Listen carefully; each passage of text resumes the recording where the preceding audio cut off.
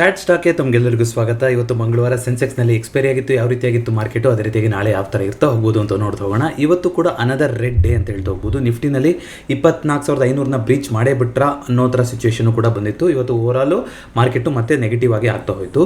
I think Adani ports 2.43% correction ಬಂದಿರೋದ್ರ ಮೂಲಕ ಇವತ್ತಿನ ನಿಫ್ಟಿ 50ಯ ಟಾಪ್ ಲೂಸರ್ ಆಗಿದೆ. ಗ್ರಾಸಿಮಲ್ಲಿ 1% ಅಪ್ ಮೂವ್ಮೆಂಟ್ ಬಂದಿರೋದ್ರ ಮೂಲಕ ಅದೇ ಇವತ್ತಿನ ಟಾಪ್ ಗೇನರ್ ಆಗಿದೆ. ಅದಾನಿ ಸ್ಟಾಕ್ಗಳಲ್ಲಿ ಒಂದು ಸುದ್ದಿ ಏನಿದೆ ಅಂತಂದರೆ, ಈ LPGನ ಇರಾನಿಂದ ತರಿಸ್ಕೊಳಂಗಿಲ್ಲ ಅಂತ ಹೇಳ್ಬಿಟ್ಟು US ಅಲ್ಲಿ ಒಂದು ಸ್ಯಾಂಕ್ಷನ್ ಮಾಡಿದ್ದಾರೆ. ಆ ಸ್ಯಾಂಕ್ಷನ್ ಇದ್ರೂ ಕೂಡ ಇರಾನಿಂದ ಆಯಿಲ್ನ ತರಿಸ್ಕೊಂಡಿದ್ದಾರೆ ಅಂತ ಆಪಾದನೆ. ಅದಕ್ಕೆ ಅವರು ಕ್ಲಾರಿಫಿಕೇಷನ್ ಕೊಡೋಕ್ಕೆ ನೋಡ್ತಾ ಇದ್ದಾರೆ. ಯಾವುದು ಇದು ಎಲ್ಲಿಂದ ಬಂದಿರೋದು ಆಪಾದನೆ ಅಂತಂದರೆ US ಗೌರ್ಮೆಂಟಲ್ಲೇ ಬಂದಿರೋಂಥದ್ದು. ಅಂದರೆ US ಗೌರ್ಮೆಂಟ್ ಅಂದರೆ ಅಲ್ಲಿ ಇದ್ರ ಏಜೆನ್ಸಿನಲ್ಲಿ ಯಾರು WSG ವಾಲ್ ಸ್ಟ್ರೀಟ್ ಜರ್ನಲ್ ರಿಪೋರ್ಟಲ್ಲಿ ಬಂದಿತ್ತು. ಆ ರೀತಿಯಾಗಿ ಆ ಥರ ಯೂಸ್ ಮಾಡ್ಕೊಂಡಿದ್ದಾರೆ ಅಂತ ಸುದ್ದಿ ಅಂತ. ಅದ್ರ ಬಗ್ಗೆ ಕ್ಲಾರಿಫಿಕೇಷನ್ ಕೊಡೋಕ್ಕೆ ನೋಡಿದ್ರು ಅದಾನಿ ಗ್ರೂಪ್ ಅವರು. ಆ ಥರ ಯಾವುದು ಮಾಡಿಲ್ಲ ಅಂತ ನೋಡೋಣ. ಅದು ಬೇರೆ ವಿಚಾರನೂ ಇರ್ಬೋದು, ಒಟ್ಟಿನಲ್ಲಿ ನೆಗೆಟಿವ್ ಆಗಿ ಬಂದಿದೆ. ಅದೇ ರೀತಿಯಾಗಿ ನಿಫ್ಟಿ ನೆಕ್ಸ್ಟ್ 50ನಲ್ಲಿ ನೋಡೋದಾದರೆ ICICI Prudential Life Insurance 3.5% correction ಬಂದಿರೋದ್ರ ಮೂಲಕ ಅದೇ ಇವತ್ತಿನ ಟಾಪ್ ಲೂಸರ್ ಆಗಿದೆ. ಯುನೈಟೆಡ್ ಸ್ಪಿರಿಟ್ಸು ಏನು ಇವತ್ತು RCB ಮ್ಯಾಚ್ ಅಂತ ಸ್ಪಿರಿಟ್ ಜಾಸ್ತಿನಾ ಅಥವಾ ಏನಂತ ಗೊತ್ತಿಲ್ಲ. ಇವತ್ತು ನೋಡಿ, ಒಂದು ಬಾರು ರೆಸ್ಟೋರೆಂಟು ಯಾರ್ಯಾರು ಸ್ಟ್ರೀಮಿಂಗ್ ಮಾಡ್ತಾ ಇರ್ತಾರೆ ಅವರು, ಜೊತೆಗೆ ಪಟಾಕಿ, ಇವರಿಗೆ ಫುಲ್ ಲಾಭ ಇವತ್ತಾಯ್ತಾ. ಎಲ್ಲ ಸ್ಟಾಕ್ ಮಾಡಿ ರೆಡಿ ಮಾಡಿ ಇಟ್ಕೊಂಡಿರ್ತಾರೆ. ಹೋಪ್ಫುಲಿ ಎಲ್ಲರ ಪ್ರಾರ್ಥನೆ ಏನಾಗುತ್ತೆ ಅಂತ ನೋಡೋಣ. 18 ವರ್ಷದ ಕನಸು. ನಾನೇನು ಜಾಸ್ತಿ ಮಾತಾಡೋಕ್ಕಾಗಲ್ಲ, ಅದನ್ನು ಜಿಂಕ್ ಸಿಟ್ ಅಂದ್ಬಿಡ್ತಾರಲ್ಲ, ಹಂಗಾಗ್ಬಿಡುತ್ತೆ. ಆಮೇಲೆ ನೋಡೋಣ ಏನಾಗುತ್ತೆ ಇವತ್ತು ಅಂತ. ಅದೇ ರೀತಿಯಾಗಿ ನಿಫ್ಟಿ ನೆಕ್ಸ್ಟ್ 50ನಲ್ಲಿ ಅದೇ ಇವತ್ತು ಟಾಪ್ ಲೂಸರ್ ಟಾಪ್ ಗೇನರ್ಗಳು. ಇವತ್ತು ಸ್ಮಾಲ್ ಕ್ಯಾಪು ಸ್ವಲ್ಪ ಪಾಸಿಟಿವ್ ಆಗಿತ್ತು, ಬಿಟ್ಟರೆ ಆಲ್ಮೋಸ್ಟ್ ಎಲ್ಲ ಇಂಡೆಕ್ಸು ಕೂಡ ಇವತ್ತು ಸ್ವಲ್ಪ ನೆಗೆಟಿವ್ ಆಗಿ ಟರ್ನ್ ಆಗ್ತಾ ಇತ್ತು. ಅದಕ್ಕೋಸ್ಕರನೇ ಮಾರ್ಕೆಟು ಕೂಡ ಇವತ್ತು ಒಂದು ಸ್ವಲ್ಪ ವೀಕೆಸ್ಟ್ ಪಾಯಿಂಟಿಗೆ ಬಂದು ಕ್ಲೋಸಿಂಗ್ ಆಗಿದೆ. ಅಂದರೆ ಇಷ್ಟು ಕೆಳಗಡೆ ಇದುವರೆಗೂ ಯಾವಾಗಲೂ ಬಂದು ಕ್ಲೋಸಿಂಗ್ ಆಗಿರಲಿಲ್ಲ. ಕರೆಕ್ಟಾ? ಇಲ್ಲಿ ಒಂದು ಬಸ್ ಸ್ಟ್ಯಾಂಡ್ ಮಾಡ್ತಾ ಇದೆ ಏನೇ ಅಂತ ಮಾತಾಡಿದ್ರು ನಾವು, ಅಲ್ಲಿ ಬರ್ತಾ ಇತ್ತು, ಇಂಟ್ರಾಡೇನಲ್ಲಿ ಟೆಸ್ಟ್ ಮಾಡ್ತಾ ಇತ್ತು 24,510 ಝೋನ್ನ ಬಂದು ಅಲ್ಲಿಂದ ಮೇಲ್ಗಡೆ ಹೋಗಿ ಕ್ಲೋಸಿಂಗ್ ಆಗ್ತಾಯಿದೆ. ಅಂದರೆ ಇದು ಓಪನಿಂಗಲ್ಲಿ ಆದಮೇಲೆ ಮತ್ತೆ ಮೇಲ್ಗಡೆ ಹೋಗಿ ಕ್ಲೋಸಿಂಗ್ ಆಗಿದೆ. ಇಲ್ಲಿ ನೋಡಿ ನೆಗೆಟಿವ್ ಥರ ಬಂದರೂ ಆಲ್ಮೋಸ್ಟ್ ಇಲ್ಲಿಗೆ ಬಂದು ಕ್ಲೋಸಿಂಗ್ ಆಗಿತ್ತು. ಇಲ್ಲೂ ಮೊನ್ನೆ ಒಂದಿನ ಅದೇ ರೀತಿಯಾಗಿ ಮೇಲ್ಗಡೆ ಹೋಗಿ ಕ್ಲೋಸಿಂಗ್ ಆಯಿತು. ಈ ರೀತಿಯಾಗಿತ್ತು. ಇವತ್ತು ಮಾತ್ರ ಆಲ್ಮೋಸ್ಟ್ 24,500ಕ್ಕೆ ಹತ್ತಿರಕ್ಕೆ ಬಂದು ಕ್ಲೋಸಿಂಗ್ ಆಗಿರುವಂಥದ್ದು ಆಫ್ಟರ್ ಅ ಲಾಂಗ್ ಟೈಮ್ ಇವತ್ತೇನೆ. ಹಾಗಾಗಿ ಮಾರ್ಕೆಟು ನೆಗೆಟಿವ್ ಆಗಿದೆಯಾ ಗೊತ್ತಿಲ್ಲ. ಆದರೆ ಯಾಕೆ ಕನ್ಫ್ಯೂಷನಲ್ಲಿ ಇದೆ ಅಂತ ಹೇಳ್ತಾ ಇದ್ದೀನಿ ಅಂತಂದರೆ, ಕೊನೆ ಟೈಮಲ್ಲಿ ವಿಕ್ಸ್ ಒಂದು ಜೋರಾಗಿ ಕೆಳಗಡೆ ಬರ್ತಾ ಹೋಯಿತು. ಜೋರಾಗಿ ಅಂದರೆ ಸ್ಟಿಲ್ 16 ಆ ಲೆವೆಲ್ ತನಕ ಬರ್ತಾ ಹೋಯಿತು. ಸೊ ಮಾರ್ಕೆಟ್ ಒಂದು ಅಪ್ ಮೂವ್ಮೆಂಟ್ ಕೊಡ್ಬೋದು. ಇವತ್ತು ಕೂಡ ಈ ಝೋನ್ನ ಬಿಟ್ಕೊಡೋದಿಲ್ಲ ಅಂತ ಅಂದ್ಕೊಂಡೆ. ಆದರೆ ಅಂಥ ಒಂದು ದೊಡ್ಡ ಮಟ್ಟಿನಲ್ಲಿ ಚೇಂಜಸ್ ಆಗಲಿಲ್ಲ. ಯಾಕಂದರೆ ವಿಕ್ಸು ಮತ್ತೆ ಸ್ವಲ್ಪ ರಿಕವರಿ ಆಯಿತು. ನೋಡಿ, ಇಲ್ಲಿ ಆಲ್ಮೋಸ್ಟ್ 16 ಲೆವೆಲ್ನು ಬಿಟ್ಟು ಹೋಯಿತು ಅನ್ನೋ ಥರ ಬಂದಿತ್ತು. 17ವರೆಯಿಂದ 16 ಶಾರ್ಪ್ ಫಾಲ್ ಇದು. ಅದಾದಮೇಲೆ ವಾಪಸ್ ಮತ್ತೆ ರಿಕವರಿ ಬಂದಿದೆ. ಸೊ ವಿಕ್ಸು ಎಲ್ಲಿ ತನಕ ನಮಗೆ ಈ ಲೆವೆಲ್ಗಿಂತ ಮೇಲ್ಗಡೆನೇ ಇರೋದು. ಇವಾಗ ನೋಡಿ, ಈ ವಿಕ್ಸಲ್ಲೂ ಕೂಡ ನಾವು ಇಲ್ಲಿ ಏನಂತ ಮಾಡ್ತಾ ಹೋಗ್ಬೋದು, ಇಲ್ಲಿ ಒಂದು ಪ್ಯಾಟರ್ನ ಎಸ್ಟಾಬ್ಲಿಷ್ ಮಾಡ್ತಾ ಹೋಗ್ಬೋದು ಈ ರೀತಿಯಾಗಿ. ಕರೆಕ್ಟಾಗಿ ಇಲ್ಲಿ ಒಂದು ಝೋನಲ್ಲಿ ಬರ್ತಾ ಇದೆ. ಅಂದರೆ ಒಂದು ವರ್ಟೆಕ್ಸ್ ಹತ್ತತ್ರಕ್ಕೆ ಬರ್ತಾ ಇದೆ. ಮಂತ್ಲಿ ಎಕ್ಸ್ಪೈರಿನಲ್ಲಿ ಆ ಒಂದು ಎಕ್ಸ್ಪ್ಲೋಸಿವ್ ಮೂವ್ಮೆಂಟ್ ಬರ್ಬೋದು ಅಂತ ಅಂದ್ಕೊಂಡ್ವಿ. ಮಂತ್ಲಿ ಎಕ್ಸ್ಪೈರಿನಲ್ಲೂ ಏನೂ ಮಾಡಿಲ್ಲ. ಈ ವೀಕ್ಲಿ ಎಕ್ಸ್ಪೈರಿ ಅಷ್ಟೊತ್ತಿಗೆ ವಿಕ್ಸು ಮೇಲ್ಗಡೆ ಬ್ರೇಕ್ಔಟ್ ಕೊಡುತ್ತಾ, ಕೆಳಗಡೆ ಬ್ರೇಕ್ ಡೌನ್ ಆಗುತ್ತಾ ನೋಡೋಣ. ಅಕಸ್ಮಾತ್ ಕೆಳಗಡೆ ಬರ್ತಾ ಇತ್ತು ಅಂದರೆ ಮಾರ್ಕೆಟ್ ಮೇಲ್ಗಡೆ ಹೋಗುತ್ತೆ. ಇಲ್ಲಿ ಮತ್ತೆ ವಿಕ್ಸ್ ಏನಾದ್ರು ಬ್ರೇಕ್ಔಟ್ ಆಯಿತು ಅಂದರೆ ಮಾರ್ಕೆಟಲ್ಲಿ ಒಂದು ದೊಡ್ಡ ಕರೆಕ್ಷನು ಬರ್ತಾ ಹೋಗ್ಬೋದು. ಯಾಕೆ ದೊಡ್ಡ ಕರೆಕ್ಷನು, ದೊಡ್ಡ ಮೂಮೆಂಟು ಅಥವಾ ಮೇಲ್ಗಡೆ ಹೋದ್ರೂ ದೊಡ್ಡ ಮೂಮೆಂಟ್ ಅಂತ ಯಾಕೆ ಕರಿತಾ ಇದ್ದೀವಿ? Because of strong bus stand ಅಲ್ವಾ. ಇಲ್ಲಿ ದೊಡ್ಡದಾಗಿ ಒಂದು ಬಸ್ ಸ್ಟ್ಯಾಂಡ್ ಮಾಡಿದೆ ಈ ಝೋನಲ್ಲಿ. 24,400ರಿಂದ 25,200 ಈ ಝೋನಲ್ಲಿ ದೊಡ್ಡದಾಗಿ ಬಸ್ ಸ್ಟ್ಯಾಂಡ್ ಮಾಡಿದೆ. ಈಗ ಮೂಮೆಂಟ್ ಬಂದರೂ ಕೂಡ ಒಂದು 600-700 ಪಾಯಿಂಟ್ಗಳ ಮೂಮೆಂಟು ಮೇಲೆ ಅಥವಾ ಕೆಳಗಡೆ ಇರ್ಬೋದು. ಕೆಳಗಡೆ ಬಂದರೆ ಎಲ್ಲಿ ತನಕ ಇದೆ? ತಿರ್ಗಾ 24,000 ಟಾರ್ಗೆಟ್ ಆಗ್ತಾ ಹೋಗುತ್ತೆ. ಯಾಕೆಂದರೆ ನೆಕ್ಸ್ಟ್ ಸಪೋರ್ಟ್ ಅಂತ ಇರುವಂಥದ್ದು ಅಲ್ಲೇ. ಮೇಲ್ಗಡೆ ಹೋಯಿತು ಅಂತಂದರೆ ಇದು ತಿರ್ಗಾ ಮತ್ತೆ ಒಂದು ದೊಡ್ಡ ಮೂಮೆಂಟ್ ಆಗಿ ನೆಕ್ಸ್ಟ್ ರೆಸಿಸ್ಟೆನ್ಸ್ಗಳೆಲ್ಲಿದೆ, ಇಲ್ಲಿ ಒಂದು ಗ್ಯಾಪ್ ಇದೆ 25,800 ಆ ಲೆವೆಲ್ ತನಕ ಹೋಗ್ತಾ ಹೋಗ್ಬೋದು. ನೋಡೋಣ ಆ ರೀತಿ ಆಗುತ್ತಾ ಏನು ಕತೆ ಅಂತ. ಬಟ್ ಬಂದಿರೋ ಫಾಲೋಅಪ್ ತುಂಬ ಜೋರಾಗಿದ್ದರಿಂದ ಮಾರ್ಕೆಟ್ ಇನ್ನೂ ಒಂದ್ಸಲ ಕರೆಕ್ಷನ್ ಮಾಡಿ ಕೆಳಗಡೆ ಬಂದು ಆಮೇಲೆ ಮೇಲ್ಗಡೆ ಹೋಗ್ಬೋದು. ನೋಡೋಣ, ಎಲ್ಲದಕ್ಕೂ ಮಾರ್ಕೆಟೇ ಉತ್ತರ ಕೊಡ್ತಾ ಹೋಗುತ್ತೆ. ಅದೇ ರೀತಿಯಾಗಿ ಬ್ಯಾಂಕ್ ನಿಫ್ಟಿನಲ್ಲಿ ನಿನ್ನೆ ಅನ್ಕೊಂಡಂಗೆ ಇವತ್ತು ಒಂದು ಎಂ ಪ್ಯಾಟರ್ನ ಮಾಡ್ತು. ನೋಡಿ, ಇಲ್ಲಿ ಕ್ಲೀನಾಗಿ ಎಂ ಪ್ಯಾಟರ್ನ್ ಮಾಡಿದೆ. ನಾಳೆನೂ ನೆಗೆಟಿವ್ ಆಗಿ ಬರ್ತಿದೆ ಅಂದರೆ ಅರ್ಥ ಏನು? ಓಕೆ, ಮಾರ್ಕೆಟ್ ಒಂದು ಎಂ ಪ್ಯಾಟರ್ನ್ ಮಾಡಕ್ಕೆ ಬರ್ತಿದೆ. ಈ 54,000 ಝೋನಿಗೆ ತಿರ್ಗಾ ಬ್ಯಾಂಕ್ ನಿಫ್ಟಿ ಟೆಸ್ಟ್ ಮಾಡಕ್ಕೆ ಬರ್ತಾ ಇದೆ ಅಂತ ಅನ್ಕೊಂತ ಹೋಗ್ಬೋದು. ನಾಳೆ ಟೆಸ್ಟ್ ಮಾಡ್ಬೋದಾ ಅಂದರೆ ಖಂಡಿತ ಇವತ್ತು ಈ ಝೋನ್ನ ರೆಸಿಸ್ಟೆನ್ಸ್ ಆಗಿ ಕ್ಲೀನಾಗಿ ಮೀಟ್ ಮಾಡಿರೋದ್ರಿಂದ ಇದು ನಾಳೆ ಫಾಲೋ ಅಪೇ ಆಗ್ಬೋದು ಅಂತ ನನಗೆ ಅನಿಸುತ್ತೆ. ನೋಡೋಣ ಮಾರ್ಕೆಟ್ ಏನಾದ್ರು ಚಮಕ್ ಕೊಡುತ್ತಾ, ಮತ್ತೆ ಏನಾದ್ರು ಮೇಲ್ಗಡೆ ಹೋಗುತ್ತೆ ಅಂತ. ಬಟ್ ಟಿಪಿಕಲ್ ಎಂ ಪ್ಯಾಟರ್ನ್ ಅಲ್ವಾ, ಹತ್ತಿರದ ಸಂದರ್ಭದಲ್ಲಿ ಒಂದೇ ಟ್ರೆಂಡ್ ಲೈನ್ ನೋಡಿ. ಎಂ ಪ್ಯಾಟರ್ನ್ ಆಗೋಕ್ಕೆ ಹಿಂಗೆ ಹಾರಿಜಾಂಟಲ್ ಇದ್ದರೆ ವೆಲ್ ಆ್ಯಂಡ್ ಗುಡ್. ಬಟ್ ಒಂದೊಂದ್ಸಲ ಈ ಥರ ವರ್ಟಿಕಲ್ ಆಗೂ ಇರ್ತಾ ಹೋಗ್ಬೋದು. ಆ ವರ್ಟಿಕಲ್ ಝೋನಿಂದ ಇವಾಗ ಇಲ್ಲಿ ಬಂದು ಈ ರೀತಿಯಾಗಿ ಕೂಡ ಎಂ ಪ್ಯಾಟರ್ನ್ ಮಾಡ್ತಾ ಇರ್ಬೋದು. ಹಾಗಾಗಿ ಈ vertical trend line very important. Vertical trend line ನಾನು ತೆಗೆದೇ ಇಲ್ಲ. ಯಾಕೆಂದರೆ ನಿಮ್ಗೆ ಗೊತ್ತಿದೆ, ಇದು ಕೋವಿಡಿಂದ ಹಾಕೊಂಡ್ಬಂದಿರೋಂಥ ಟ್ರೆಂಡ್ ಲೈನು. ಸ್ವಲ್ಪ ಹಿಂದಕ್ಕೆ ಹೋಗ್ಬಿಟ್ಟು ನೋಡಿದ್ರೆ ನಿಮಗೆ ಇಲ್ಲಿ ಕೋವಿಡಿಂದ ಈ ಸಪೋರ್ಟ್ ಝೋನ್ನ ಬಿಟ್ಕೊಡ್ತಾ ಬಂದಿಲ್ಲ. ಹಾಗಾಗಿ ಬಂದರೂ ಅಲ್ಲಿ ಒಂದು ಸ್ಟ್ರಾಂಗ್ ಸಪೋರ್ಟ್ ಅನ್ನೋದು ಇದ್ದೇ ಇರುತ್ತೆ ಟ್ರೆಂಡ್ ಲೈನಿಗೆ. ನೋಡೋಣ ಬ್ಯಾಂಕ್ ನಿಫ್ಟಿ ಏನು ಮಾಡ್ತಾ ಹೋಗುತ್ತೆ ಅಂತ. ಒಂದು ಎಂ ಪ್ಯಾಟರ್ನ್ ಮಾಡೋ ಥರ ಕಾಣಿಸ್ತಾ ಇದೆ. ಅದೇ ರೀತಿಯಾಗಿ ಮಿಡ್ ಕ್ಯಾಪ್ ನಿಫ್ಟಿ, ಇವತ್ತು ಮಿಡ್ ಕ್ಯಾಪ್ ನಿಫ್ಟಿನಲ್ಲೂ ಕೂಡ ಇಲ್ಲಿ ಒಂದು ಎಂ ಪ್ಯಾಟರ್ನ್ ಅಂತ ಹೇಳ್ತಾ ಹೋಗ್ಬೋದು. ನೋಡಿ, ಈ ಝೋನಲ್ಲಿ ಹತ್ತಿರ ಬಂದು ಇಲ್ಲಿ ಈ ರೀತಿ ಆಗಿದೆ. ಈಗ ವಾಪಸ್ ಬರಬೇಕು ಅಂತಂದರೆ ನೋಡಿ, ಇಲ್ಲಿಂದನೇ ಒಂದು ಅಪಾಯಿಂಟ್ಮೆಂಟ್ ಕೊಟ್ಟಿತ್ತಂಥದ್ದು, ಇಲ್ಲಿಗೆ ಬಂದರೆ ವಾಪಸ್ಸು 12,400 400ರಿಂದ 12,250 ಈ ಝೋನಿಗೆ ಬರುತ್ತಾ ಮಿಡ್ ಕ್ಯಾಪ್ ನಿಫ್ಟಿ ನೋಡೋಣ. ಸೊ ಎಲ್ಲ ಇಂಡೆಕ್ಸಲ್ಲೂ ಕೂಡ ಒಂದು ಅದೇ ರೀತಿಯಾದಂಥ ಪ್ಯಾಟರ್ನ್ ಮಾಡೋ ಥರ ಕಾಣಿಸ್ತಿದೆ. ಯಾಕೆ ನಮಗೆ ಆ ಥರನೇ ಅನಿಸುತ್ತೆ, ನೆಗೆಟಿವ್ ಆಗಿ ಅನಿಸುತ್ತೆ ಅಂತಂದರೆ ಬಂದಿರೋಂಥ ಫಾಲು ಜೋರಾಗಿದೆ ಅಲ್ವಾ. ಈಗ ಬರ್ತಾ ಇರೋಂಥದ್ದು ಏನೇ ಆದ್ರೂ ಇಲ್ಲಿ ರಿಕವರಿ ಬಂತು, ಈ ಝೋನ್ ಹತ್ರ ಬಂದಿತ್ತು, ಇಲ್ಲೇ ರೆಸಿಸ್ಟೆನ್ಸ್ ಇದೆ ಅಂದ್ಕೊಂಡಿದ್ವಿ, ಓಕೆ ಅದನ್ನ ಬಿಟ್ಟು ಮತ್ತೆ ಒಂದು ಸರ್ಪ್ರೈಸ್ ಮೂವ್ ಮಾಡ್ತು.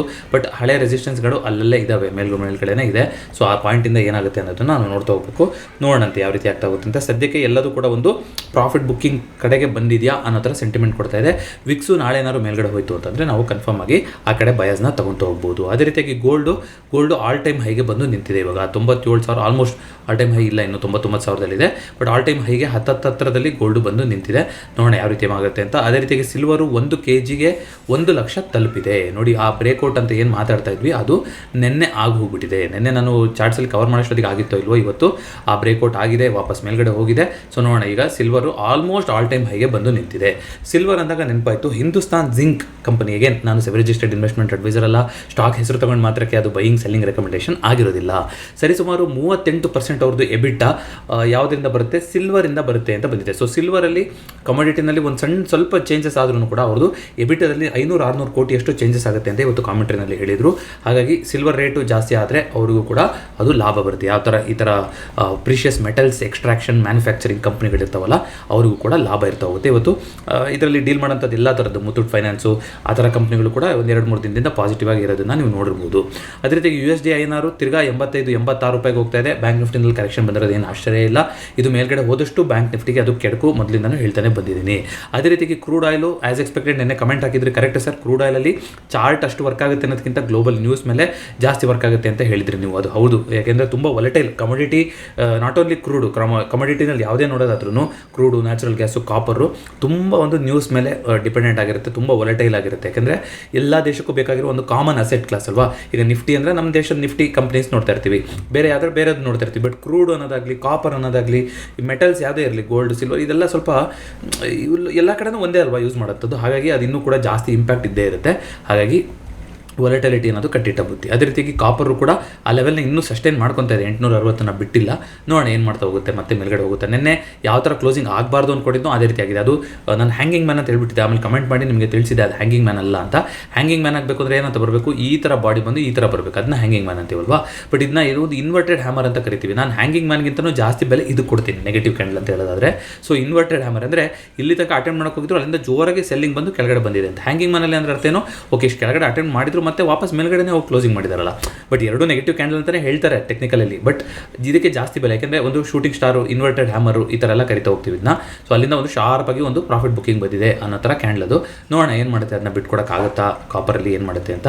ಅದನ್ನು ಹೊರತುಪಡಿಸಿ ನ್ಯೂಸ್ ಅಂತ ನಾವು ನೋಡ್ತಾ ಹೋಗೋದಾದರೆ ಕಾರಿಂದು ಡೊಮೆಸ್ಟಿಕ್ ಸೇಲ್ ಏನೋ ಒಂದು ಫುಲ್ ಫ್ಲಾಟ್ ಆಗಿದೆ ಅಂತ ಬಂದಿತ್ತು. ಆದರೆ ಎಕ್ಸ್ಪೋರ್ಟ್ಸ್ ಮಾಡ್ತಾರಲ್ಲ ಬೇರೆ ದೇಶಕ್ಕೆ, ಇಂಡಿಯನ್ ಮ್ಯಾನುಫ್ಯಾಕ್ಚರ್ಸ್ ಎಸ್ಪೆಷಲಿ ಮಾರುತಿ ಮತ್ತು ಹ್ಯುಂಡೈ ಅದರಲ್ಲಿ ಅಗ್ರಗಣ್ಯ ಸ್ಥಾನದಲ್ಲಿದೆ. ಸರಿಸುಮಾರು 65% ಕಾರ್ಗಳು, ಇಂಡಿಯನ್ ಕಾರ್ಗಳು ಏನು ಎಕ್ಸ್ಪೋರ್ಟ್ ಆಗುತ್ತೆ ಅದರಲ್ಲಿ ಇವರಿಬ್ಬರದೇ ಪಾಲಿದೆ. ಮಾರುತಿ ಈ ವರ್ಷ ಅದು 50% ಅಲ್ಲಿಗೆ ಎಕ್ಸ್ಪೋರ್ಟ್ಸಲ್ಲೇ 50% ಅವ್ರದ್ದೇ ಆಗುತ್ತೆ ಅಂತ ಒಂದು ಎಕ್ಸ್ಪೆಕ್ಟೇಷನ್ ಕೂಡ ಇಟ್ಕೊಂಡಿದ್ದಾರೆ. ಜೊತೆಗೆ ಪ್ರೈಮ್ ಮಿನಿಸ್ಟರ್ ಕಡೆಯಿಂದ $4 ಬಿಲಿಯನ್ ತಲುಪಬಹುದು ಬೈ 2030. ಯಾವುದರಲ್ಲಿ ಮೈಂಟೆನೆನ್ಸು, ರಿಪೇರು, ಓವರ್ ಹಾಲು ಈ ಒಂದು ಏರಿಯಾದಲ್ಲಿ ಫಾರಿನ್ ಡೈರೆಕ್ಟ್ ಇನ್ವೆಸ್ಟ್ಮೆಂಟ್ ಕೂಡ ಜಾಸ್ತಿ ಆಗ್ತಾ ಹೋಗುತ್ತೆ ಅಂತ ಒಂದು ಸ್ಟೇಟ್ಮೆಂಟ್ನ ಕೊಟ್ಟಿದ್ದಾರೆ. ನೋಡೋಣ ಯಾವ ರೀತಿಯಾಗಿ ಶೇಪ್ ಆಗ್ತಾ ಹೋಗುತ್ತೆ ಅಂತ. ಅದನ್ನು ಹೊರತುಪಡಿಸಿ ಅಂತ ನಾವು ನೋಡ್ತಾ ಬರೋದಾದರೆ ಒಂದು ಗ್ರಾಮೀಣ ಪ್ರದೇಶದಲ್ಲಿರೋರಿಗೆ ಈಗ ಸಾಲ ತೊಗೊಳಕ್ಕೆ ಹೋಗ್ತಾರೆ ಮೈಕ್ರೋ ಫೈನಾನ್ಸಲ್ಲಿ, ಮತ್ತೊಂದು ಕಡೆ ಇವಾಗ ಕ್ರೆಡಿಟ್ ಕಾರ್ಡ್ ಯೂಸ್ ಮಾಡ್ತಾ ಇದ್ರೆ ಏನು ಮಾಡ್ತಾರೆ, ಕ್ರೆಡಿಟ್ ಸ್ಕೋರ್ನ ನೋಡ್ಬಿಟ್ಟು ಸಾಲನ ಕೊಡ್ತಾರಲ್ವಾ. ಸೊ ಗ್ರಾಮೀಣ ಭಾಗದಲ್ಲಿ ಗ್ರಾಮೀಣ ಕ್ರೆಡಿಟ್ ಸ್ಕೋರ್ ಅಂತ ಒಂದು ಫ್ರೇಮ್ವರ್ಕ್ನ ತರಬೇಕು, ಇನ್ನೊಂದು 3 ತಿಂಗಳಲ್ಲಿ ಲಾಂಚ್ ಆಗಬೇಕು. RBI ಅಪ್ರೂವಲ್ಗೆ ಕಾಯ್ತಾ ಇದ್ದೀವಿ ಅಂತ ಸುದ್ದಿ ಬಂದಿದೆ. ಸೊ ಬೇರೆ ಬೇರೆ ಪ್ಯಾರಾಮೀಟರ್ನ ನೋಡಿಕೊಂಡು ಒಂದು ಗ್ರಾಮೀಣ ಕ್ರೆಡಿಟ್ ಸ್ಕೋರ್ ಅಂತ ಕೊಡ್ತಾರೆ. ಅದನ್ನು ಬ್ಯಾಂಕ್ಗಳು, ಮೈಕ್ರೋ ಫೈನಾನ್ಸ್ ಬ್ಯಾಂಕ್ಗಳು ಆ ಸ್ಕೋರ್ನ ಯೂಸ್ ಮಾಡ್ಕೊಂಡು ನೀವು ಹಿಂದೆ ಸಾಲ ಪಾವತಿ ಮಾಡೋದಾಗಿರ್ಬೋದು, ಬೇರೆ ಬೇರೆ ಪ್ಯಾರಾಮೀಟರ್ಗಳು ನೀವು ಏನೇನು ಅಲ್ಲಿ ಸಣ್ಣ ಪುಟ್ಟದ್ದು ಹಿಂದೆ ಮಾಡಿರ್ತಾರಲ್ಲ ಆಕ್ಟಿವಿಟಿ, ಅದ್ರ ಮೇಲೆ ಒಂದು ಗ್ರಾಮೀಣ ಕ್ರೆಡಿಟ್ ಸ್ಕೋರ್ ಅಂತ ಬಂದು ಅದರಲ್ಲಿ ಕ್ರೆಡಿಟ್ ಸ್ಕೋರ್ನ ಚೆಕ್ ಮಾಡೋವಂಥದ್ದು ಅಂತ. ಅಂದರೆ ಸ್ಪೆಸಿಫಿಕಲಿ ಯಾರು ಕ್ರೆಡಿಟ್ ಕಾರ್ಡ್ ಯೂಸ್ ಮಾಡ್ತಾ ಇರಲ್ಲ, ಗ್ರಾಮೀಣ ಪ್ರದೇಶದಲ್ಲಿರ್ತಾರೆ, ಅವ್ರಿಗೂ ಕೂಡ ಸಾಲ ಸುಲಭವಾಗಿ ಸಿಗಲಿ ಅನ್ನೋ ಒಂದು ಉದ್ದೇಶದಿಂದ ತರ್ತಾ ಇರುವಂಥ ವ್ಯವಸ್ಥೆ ಅಂತ ಹೇಳಿದ್ದಾರೆ. ಜೊತೆಗೆ ಕಲ್ಲಿದ್ದಲು ಪ್ರೊಡಕ್ಷನು ಈ ವರ್ಷ 2.6% ಈ ತಿಂಗಳಲ್ಲಿ ಮೇನಲ್ಲಿ 2.6% ಜಾಸ್ತಿ ಆಗಿದೆ ಅಂತ ಸುದ್ದಿ ಬಂದಿತ್ತು. ನೋಡಿ, ಕೋಲಿಂದ ನಾವು ಆ ಕಡೆ ಹೋಗ್ತಾ ಇದ್ದೀವಿ, ಎಲೆಕ್ಟ್ರಿಕ್ಕಿಗೆ ಆಗ್ಬೋದು, ಆ ಥರ ಎಲ್ಲ ಸುದ್ದಿ ಬಂದಿದ್ರು ಕೂಡ ಸದ್ಯಕ್ಕೆ ಡಿಮ್ಯಾಂಡು ಎಲೆಕ್ಟ್ರಿಸಿಟಿ ಮೇಜರ್ ಪ್ರೊಡಕ್ಷನ್ ಆಗ್ತಾ ಇರೋದು ಕಲ್ಲಿದ್ದಲಿಂದನೇ. ಅಂದರೆ ತುಂಬ ಎಲೆಕ್ಟ್ರಿಕ್ ಗ್ರೀನ್ ಆಗಿದೆ ಅಂತ ಹೇಳಕ್ಕೆ ಆಗೋದಿಲ್ಲ. ಯಾಕೆಂದರೆ ಮುಂದಿನ ಬರೋ ದಿನಗಳಲ್ಲಿ ವಿಂಡ್ ಎನರ್ಜಿ, ಸೋಲಾರ್ ಎನರ್ಜಿ ಇದರಿಂದ ಜಾಸ್ತಿ ಎಲೆಕ್ಟ್ರಿಸಿಟಿ ಪ್ರೊಡ್ಯೂಸ್ ಆಗ್ತಾ ಹೋಯಿತು ಅಂದರೆ ಆಗ ಎಲೆಕ್ಟ್ರಿಸಿಟಿ ಅಂದರೆ using electric mode of transportation ಅನ್ನೋದು ಒಂದು ಗ್ರೀನ್ ಮೋಡ್ ಅಂತ ಕರಿತಾ ಹೋಗ್ಬೋದು. ಬಟ್ ಸದ್ಯಕ್ಕೆ ಕೋಲ್ ಮೇಲೆ ಡಿಪೆಂಡೆನ್ಸಿ ಇದೆ, ಆದರೆ ಕ್ರಮೇಣ ಇದು ಕಮ್ಮಿ ಆಗ್ತಾ ಇದೆ. ಬಟ್ ಈ ಮೇ ತಿಂಗಳಲ್ಲಿ ಮಾತ್ರ ಕೋಲು ಇಂಡಿಯಾದಲ್ಲಿ ಪ್ರೊಡಕ್ಷನ್ ಆಗಿರುವಂಥದ್ದು ಜಾಸ್ತಿನೇ ಆಗಿದೆ ಅಂತ ಸುದ್ದಿ ಬಂದಿತ್ತು. ಇದಿಷ್ಟನ್ನು ಹೊರತುಪಡಿಸಿ ಅಂತ ನೋಡ್ತಾ ಹೋಗೋದಾದರೆ ರಷ್ಯಾದು ಆಲ್ರೆಡಿ ಅದು ಸುದ್ದಿ ಇದ್ದೇ ಇದೆ. ಏನಾಗುತ್ತೆ ಸ್ಯಾಂಕ್ಷನ್ದು, ಏನು ಕತೆ, ಏನು ಮಾಡ್ತಾರೆ ಅಂತ ಅದನ್ನ ನೋಡ್ತೋಗೋಣ. ಮಾರ್ಕೆಟು ಅದನ್ನ ವಾಚ್ಔಟ್ ಮಾಡ್ತಾ ಇರ್ಬೋದು. ಬಟ್ ಸದ್ಯಕ್ಕೂ ಈಗ ನೋಡೋದಾದರೆ ಮಾರ್ಕೆಟು ಆ ರೇಂಜನ್ನು ಬಿಟ್ಟು ಕ್ಲೀನಾಗಿ ಆಚೆ ಬಂದಂಗೆ ಆಗಿಲ್ಲ. ಇವತ್ತು ಫಸ್ಟ್ ಡೇ 24,500 ಹತ್ತತ್ರ ಕ್ಲೋಸಿಂಗ್ ಮಾಡಿರೋದು. 24,500ನ ಬಿಟ್ಟು ಕೊಟ್ಟು ಬರ್ತು ಅಂದರೆ ನನ್ನ ಪ್ರಕಾರ 24,000 ಕಡೆ ಮಾರ್ಕೆಟು ಬರುವಂಥ ಸಾಧ್ಯತೆ ಇರುತ್ತೆ. ಇಲ್ಲಿ ಒಂದು ಸಣ್ಣದಾಗಿ ಕಾಣಿಸ್ತಾ ಇರೋ ಏನು ಗ್ಯಾಪ್ ಇದೆ ಅದನ್ನ ಫಿಲ್ ಮಾಡುವಂಥ ಸಾಧ್ಯತೆ ಇರುತ್ತೆ. ಸೆನ್ಸೆಕ್ಸಲ್ಲಿ ಇವತ್ತು ಇಡೀ ದಿನ ಒಂದೇ ರೇಂಜಲ್ಲಿತ್ತು ಮಾರ್ಕೆಟು, ಯಾವುದೇ ರೀತಿಯಾದಂಥ ಬದಲಾವಣೆಗಳನ್ನು ಮಾಡಿರಲಿಲ್ಲ.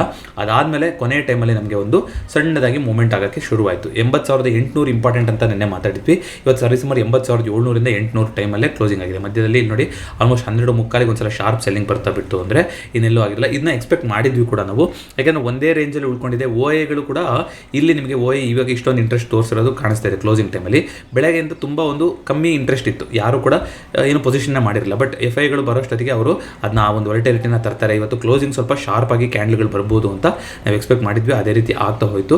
ಕೊನೆ ಟೈಮಲ್ಲಿ ಒಂದು 80,800ರಿಂದ 80,700 ಈ ಝೋನ್ನ ಬಿಟ್ಕೊಟ್ಟಿಲ್ಲ, ಆ ಝೋನಿಗೆ ಬಂದು ಕ್ಲೋಸಿಂಗ್ ಆಗಿದೆ. 80,800 ಇಂಪಾರ್ಟೆಂಟ್ ಅಂತ ಮಾತಾಡಿದ್ವಿ ಸೆನ್ಸೆಕ್ಸಲ್ಲಿ. ಬಿಕಾಸ್ ನೀವು ನೋಡ್ತಾ ಬರೋದಾದರೆ ಅಲ್ಲಿ ಒಂದು ಬಸ್ ಸ್ಟ್ಯಾಂಡ್ ಝೋನಿನ ಒಂದು ತಳಪಾಯ ಆಗಿತ್ತದು ಅಲ್ವಾ ಈ ಝೋನ್. ಬಟ್ ಇವತ್ತು ಮಾಡಿರೋಂಥ ಕ್ಲೋಸಿಂಗು ಖಂಡಿತವಾಗ್ಲೂ ಸೆನ್ಸೆಕ್ಸಲ್ಲಾಗಲಿ ನಿಫ್ಟಿಲಲ್ಲಾಗಲಿ ಎಲ್ಲದರಲ್ಲೂ ಒಂದು ನೆಗೆಟಿವ್ ಕ್ಲೋಸಿಂಗ್ ಅಂತಲೇ ಹೇಳ್ತಾ ಹೋಗ್ಬೋದು. ಯಾಕಂದರೆ ಈ ಝೋನಿಗೆ ಬಂದಾಗೆಲ್ಲ ಇಲ್ಲಿ ಸಪೋರ್ಟ್ ತೊಗೊಂಡು ಮೇಲ್ಗಡೆ ಹೋಗಿರುವಂಥ ಇನ್ಸ್ಟೆನ್ಸಸ್ಗಳಿತ್ತು. ಇವತ್ತು ಬ್ರೇಕ್ ಮಾಡ್ತೀನಿ ಅಂತ ಒಂದು ಅಟೆಂಪ್ಟ್ ತೋರಿಸಿರೋ ಥರ ಕಾಣಿಸ್ತಾ ಇದೆ. ನಾಳೆ ಇದಕ್ಕೆ ಫಾಲೋಅಪ್ ಬಂತು ಅಂದರೆ ಖಂಡಿತ ಈ ರೆಸಿಸ್ಟೆನ್ಸ್ ಇಟ್ಕೊಂಡು ನಾವು ಒಂದು ಫಾಲೋಅಪ್ ಮಾಡಿ ಈ ಒಂದು ಗ್ಯಾಪ್ ಏನಿದೆಯಲ್ಲ ಸೆನ್ಸೆಕ್ಸಲ್ಲಿ ಆ ಗ್ಯಾಪ್ ಕೂಡ ಫಿಲ್ ಆಗ್ತಾ ಹೋಗ್ಬೋದು. ಯಾರಿಗಾದ್ರೂ ನಿಫ್ಟಿ ಈ ವಾರನೇ ಎಕ್ಸ್ಪೈರ್ ಇದೆ ಕಷ್ಟ ಅಂದರೆ ನೀವು ಖಂಡಿತವಾಗ್ಲೂ ಸೆನ್ಸೆಕ್ಸ್ನ ಟ್ರ್ಯಾಕ್ ಮಾಡ್ತಾ ಹೋಗ್ಬೋದು. ಯಾಕಂದರೆ ಸೆನ್ಸೆಕ್ಸ್ ಇವಾಗ ಆಲ್ರೆಡಿ ಆ ಗ್ಯಾಪ್ ಟೆರಿಟರಿಗೆ ಬಂದಿದೆ. ಈ ಗ್ಯಾಪ್ನ ಫಿಲ್ ಮಾಡಬೇಕು ಅಂದರೆ ಎಲ್ಲಿ ತನಕ ಹೋಗಬೇಕು? 70,600-700 ಅಂದರೆ ಇವಾಗಿರೋದಕ್ಕಿಂತ 79,700 ಅಂದರೆ ಸರಿಸುಮಾರು 1,000 ಪಾಯಿಂಟ್ಗಳ ಕರೆಕ್ಷನ್ನು ಬರಬೇಕು. ನೋಡೋಣ ಅದು ಸಿಗುತ್ತೆ ಏನು ಕತೆ ಅಂತ. ಜೊತೆಗೆ FIDA ಡೇಟಾಗಳನ್ನ ನೋಡ್ಕೊಂಡು ಬಂದ್ಬೋಣ ಒಂದ್ಸಲ. 2-3 ದಿನದ್ದು ನೋಡಿಲ್ಲ ನಾನು, ಏನಾಗಿದೆ, ಏನು ಮಾಡ್ತಾ ಇದ್ದಾರೆ ಅಂತ ಗೊತ್ತಾಗ್ತಾ ಹೋಗುತ್ತೆ. ನೋಡಿ, ಫುಲ್ಲು ಏನು ಒಂದು ಆ್ಯಕ್ಟಿವಿಟಿನೇ ಇಲ್ಲ. ನಿನ್ನೆ ಆಲ್ಮೋಸ್ಟ್ ಫ್ಲ್ಯಾಟ್ 2,587 ಕೋಟಿ. Okay, daily candle monthly candle ನೋಡ್ತಾ ಇದ್ದೀನಿ. ಸೊ ಡೈಲಿ ಕ್ಯಾಂಡಲ್ ನೋಡೋದಾದರೆ ನಿನ್ನೆ DIಗಳು 5,300 ಕೋಟಿ ಬೈ ಮಾಡಿದ್ದಾರೆ. FIಗಳು ನಿನ್ನೆನೂ ಸೆಲ್ಲಿಂಗು ಮೊನ್ನೆನೂ ಸೆಲ್ಲಿಂಗು, ಯಾಕೋ ಸೆಲ್ಲಿಂಗ್ ಮೋಡಿಗೆ ತಿರ್ಗಾ ವಾಪಸ್ ಹೋದಂಗೆ ಕಾಣಿಸ್ತಾ ಇದೆ FIಗಳು. ಅದಕ್ಕೋಸ್ಕರ ನಿಮಗೆ ಮಧ್ಯಾಹ್ನದ ಮೇಲೆ ಸೆಲ್ಲಿಂಗ್ ಆ್ಯಕ್ಟಿವಿಟಿ ಸ್ವಲ್ಪ ಕಾಣಿಸ್ತಾ ಇದೆ. ನಿನ್ನೆನೂ ಅದೇ ರೀತಿಯಾಗಿತ್ತು, ಮೊನ್ನೆನೂ ಅದೇ ರೀತಿಯಾಗಿತ್ತು. ರಿಸಲ್ಟ್ಸು ಆಲ್ಮೋಸ್ಟ್ ಎಲ್ಲ ಕಂಪ್ನಿಗಳ ರಿಸಲ್ಟ್ಸ್ ಬಂದಿದೆ. ನಿಫ್ಟಿ 50ದು P ರೇಷೋ ಮಾತಾಡೋಣ ಅಂತ ಮಾತಾಡಿದ್ದೆ ನಿಮಗೆ. ಹಿಂದೆ ಒಂದು NSEನಲ್ಲಿ ಈ ಸ್ಟ್ರಾಟಜಿ ಇಂಡೆಸಿಸ್ ಅಂತ ಇದೆ. ಅಂದರೆ ಬ್ರಾಡ್ ಇಂಡೆಸಿಸ್ ಅಂತ ನೀವು ನೋಡೋದಾದರೆ Nifty, mid cap, small cap ಈ ಥರ ಬರುತ್ತೆ. ಕೆಲವೊಂದು ಸೆಕ್ಟರಲ್ ಇಂಡೆಸಿಸಲ್ಲಿ ಬ್ಯಾಂಕ್ ನಿಫ್ಟಿ, ಅದೇ ರೀತಿಯಾಗಿ ಆಟೋ, IT ಈ ಥರನೂ ಬರ್ತಾ ಹೋಗುತ್ತೆ. ಜೊತೆಗೆ ಥೀಮ್ಯಾಟಿಕ್ ಇಂಡೆಸಿಸ್ ಅಂತಲೂ ಬರ್ತಾ ಹೋಗುತ್ತೆ. ಇದೆಲ್ಲದನ್ನು ನಾನು ಆ ವಿಡಿಯೋದಲ್ಲಿ ಕವರ್ ಮಾಡಿದ್ದೀನಿ. NSE ತಂತ್ರಗಾರಿಕೆಯ ಸೂಚ್ಯಂಕಗಳು ಅಂತ ನಾನು ಒಂದು ವಿಡಿಯೋ ಮಾಡಿದ್ದೆ. ಈ ವಿಡಿಯೋದ ಎಂಡಿಗೆ ಕೊಟ್ಟಿರ್ತೀನಿ, ನೀವು ಅದನ್ನ ಚೆಕ್ಔಟ್ ಮಾಡ್ಬೋದು. ಇಲ್ಲಿ ನೀವು ನೋಡ್ತಾ ಬರೋದಾದರೆ ಎಲ್ಲದಕ್ಕಿಂತ ಕಡಿಮೆ PE ಇರುವಂಥದ್ದು ಇವಾಗ PB ಇರುವಂಥದ್ದು, ಜೊತೆಗೆ ಡಿವಿಡೆಂಡು ಜಾಸ್ತಿ ಕೊಡ್ತಿರೋದು, ಎಲ್ಲದು ಪ್ಯಾರಾಮೀಟರ್ ಸ್ಯಾಟಿಸ್ಫೈ ಆಗ್ತಾ ಇರೋದು ಎಟ್ ಅಗೇನ್ ಬ್ಲೂ ಚಿಪ್ ಕಂಪ್ನಿಗಳು, ಲಾರ್ಜ್ ಕ್ಯಾಪ್ ಕಂಪ್ನಿಗಳೇ. ಅಂದರೆ ನಿಫ್ಟಿ 100ದು PE ರೇಷೋ ಆಗಿರ್ಬೋದು, PB ರೇಷೋ ಆಗಿರ್ಬೋದು, ಡಿವಿಡೆಂಡ್ ಆಗಿರ್ಬೋದು, ಎಲ್ಲದು ಕೂಡ ಅದೇ ಜಾಸ್ತಿ ಇದೆ. ಹಾಗಾಗಿ ಸದ್ಯಕ್ಕೆ ಸೇಫ್ ಬೆಟ್ಟು ಈಗಲೂ ಕೂಡ blue chip Nifty 50 blue chip ಕಂಪ್ನಿಗಳೇ ಆಗಿರುತ್ತೆ. ನಿಫ್ಟಿ 50, ನಿಫ್ಟಿ 100 ಈ ಕಂಪ್ನಿಗಳೇ ಆಗಿರುತ್ತೆ. Nifty 50 price to earning ratio ನೀವು ನೋಡೋದಾದರೂ ಕೂಡ 22.3 ಅಲ್ಲಿದೆ. ಇದು ಹಿಸ್ಟಾರಿಕಲ್ PE ಜೊತೆ ಕಂಪೇರ್ ಮಾಡೋದಾದರೆ ನೋಡಿ, ಹಿಸ್ಟಾರಿಕಲಿ ಈಗ ಒಂದು ವರ್ಷದಿಂದ ಆಲ್ಮೋಸ್ಟು ಈ ಒಂದು ಏನು ಮೀಡಿಯನ್ ರೇಂಜ್ ಇತ್ತು 22, 20 ರೇಂಜ್ ಇದೆಯಲ್ಲ ಅದ್ರ ಹತ್ತತ್ರನೇ ಇದೀವಿ. ಅಂದರೆ ಮಾರ್ಕೆಟ್ ತುಂಬ ಓವರ್ ವ್ಯಾಲ್ಯೂಡ್ ಆಗಿಲ್ಲ. ಈ ಒಂದು 24,717ರಲ್ಲಿ ಮಾರ್ಕೆಟ್ ಇದ್ದರೂ ಕೂಡ as per price to earning ratio ನೋಡೋದಾದರೆ, ಅದೇ ರೀತಿಯಾಗಿ ಪ್ರೈಸ್ ಟು ಬುಕ್ ರೇಷೋ ನೋಡೋದಾದರೆ ಸ್ವಲ್ಪ ಕಾಸ್ಟ್ಲಿ ಇದ್ದೀವಿ. ಆದರೂ ಕೂಡ ಮೀಡಿಯನ್ಗಿಂತ ತುಂಬ ಏನೂ ದೂರ ಹೋಗಿಲ್ಲ. ಹಿಂದೆ ಎಲ್ಲ ನೋಡಿ 4.8 5 ಇದಕ್ಕೆಲ್ಲ ಹೋಗಿತ್ತು 2009 ಆ ಟೈಮಲ್ಲೆಲ್ಲ ನೀವು ನೋಡ್ತಾ ಬರೋದಾದರೆ. ಓಕೆ, ಪ್ರೈಸ್ ಟು ಬುಕ್ ರೇಷೋದು ಈ ಕಡೆ ಮೇಲ್ಗಡೆ ಇರೋದು ಮಂತ್ಸು, ಕೆಳಗಡೆ ಇರೋದು ಇಯರು. ನೋಡಿ, ಲಾಸ್ಟ್ ಇಯರು 2024 ಜೂನ್ ಟೈಮಲ್ಲಿ 4.08 ಅಲ್ಲಿಗೆಲ್ಲ ಹೋಗಿತ್ತು. ಈಗ ಈ ವರ್ಷ ಸ್ವಲ್ಪ ಕಮ್ಮಿ ಆಗ್ತಾನೆ ಬಂದಿದೆ. ಬಟ್ ಈಗಲೂ ಕೂಡ ಮೀಡಿಯನ್ನ ಆ್ಯಾವ್ರೇಜಲ್ಲೇ ಇದೆ. ಇದು ಯಾಕೆ ಇದನ್ನ ನೋಡ್ತೀವಿ ಅಂತಂದರೆ, ಒಂದು ಮೀಡಿಯನ್ ಆ್ಯಾವ್ರೇಜಲ್ಲಿ ಇದಕ್ಕಿಂತ ಕೆಳಗಡೆ ಹೋಯಿತು ಅಂದರೆ ಒಂದು ಅಂಡರ್ ವ್ಯಾಲ್ಯೂಡ್ ಆಗಿದೆ ಮಾರ್ಕೆಟ್ ಅಂತ ನೋಡ್ಬೋದು. ಅದು ಪ್ರೈಸ್ ಟು ಅರ್ನಿಂಗ್ ಆರೋ ಆಗಲಿ, ಪ್ರೈಸ್ ಟು ಬುಕ್ ಆರೋ ಆಗಲಿ. ಅಂದರೆ ಆ ಟೈಮಲ್ಲಿ ಇನ್ವೆಸ್ಟ್ ಮಾಡೋಕ್ಕೆ ನಾವು ನೋಡ್ತಾ ಇರಬೇಕು. ಆ್ಯಾವ್ರೇಜ್ ಹಿಸ್ಟಾರಿಕಲ್ PB ರೇಷೋಗಿಂತ ಕೆಳಗಡೆ ಬಂದಿದೆ ಅಂದರೆ ಒಂದು ಡಿಸ್ಕೌಂಟಲ್ಲಿ ಸಿಗ್ತಾ ಇದೆ ಅಂತ. ಉದಾಹರಣೆಗೆ ಕೋವಿಡ್ ಟೈಮಲ್ಲಿ ಆ ಥರ ಆಗಿತ್ತಲ್ವಾ. ಸೊ ಆ ಥರ ಬಂದಾಗ ನೀವು ಹಿಸ್ಟಾರಿಕಲ್ ನೀವು ಇನ್ಸ್ಟೆನ್ಸಸ್ ನೋಡೋದಾದರೆ ಅದನ್ನ ನೋಡಿಕೊಂಡು ನಾವು ಇನ್ವೆಸ್ಟ್ ಮಾಡ್ತಾ ಹೋಗ್ಬೋದು. ಬಟ್ ಇವಾಗ ಏನಿದೆ, ಇವಾಗ ಮಾರ್ಕೆಟು ಒಂಥರ ಒಂದೇ ರೇಂಜಲ್ಲಿದೆ. ಇವಾಗ ತುಂಬ ಓವರ್ ವ್ಯಾಲ್ಯೂಡು ಆಗಿಲ್ಲ, ಹಂಗಾರೆ ಅಂಡರ್ ವ್ಯಾಲ್ಯೂಡು ಆಗಿಲ್ಲ, ಎಲ್ಲಿರಬೇಕಿತ್ತು ಅಲ್ಲಿದೆ. ಇದಕ್ಕಿಂತ ಕೆಳಗಡೆ ಬಂದರೆ ಖಂಡಿತ ಡಿಸ್ಕೌಂಟು ಬೈ ಮಾಡಲಿಕ್ಕೆ, ಮೇಲ್ಗಡೆ ಹೋಯಿತು ಅಂತಂದರೆ ಅಫ್ಕೋರ್ಸ್ ಸ್ವಲ್ಪ ಅದು ಹೈಲಿ ಓವರ್ ವ್ಯಾಲ್ಯೂಡೇ ಆಗ್ತಾ ಹೋಗುತ್ತೆ. ಸೊ ಏನಾದರೂ ಮಾರ್ಕೆಟಲ್ಲಿ ಡಿಸ್ಕೌಂಟ್ ಕೊಡ್ತು, ಇವಾಗ ಒಂದು ಕರೆಕ್ಷನ್ ಆಯಿತು ಅಂದರೆ ಖಂಡಿತ ನಾವು ಅದನ್ನ ಬೈ ಮಾಡಲಿಕ್ಕೆ ಯೂಟಿಲೈಸ್ ಮಾಡ್ಕೋಬೋದು ಆ್ಯಸ್ ಪರ್ PE ಮತ್ತು PB ರೇಷೋ ನೋಡೋದಾದರೆ.